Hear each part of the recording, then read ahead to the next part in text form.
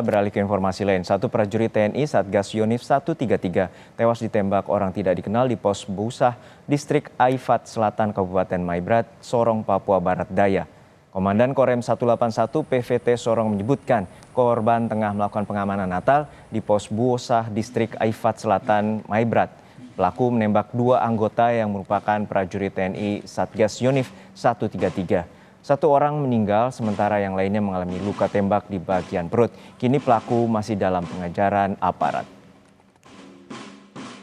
Ibadah Natal, ada yang jaga di pos, nyampe di pos masih tembak sama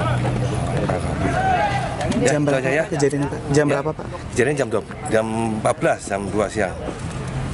Di mana Pak? Di mana? Sudah saya kasih apa? Sudah membuat ini saya kan kronologis ya. Yang korban berapa? Korban dua. Satu meninggal, satu juga udah bisa dioperasi.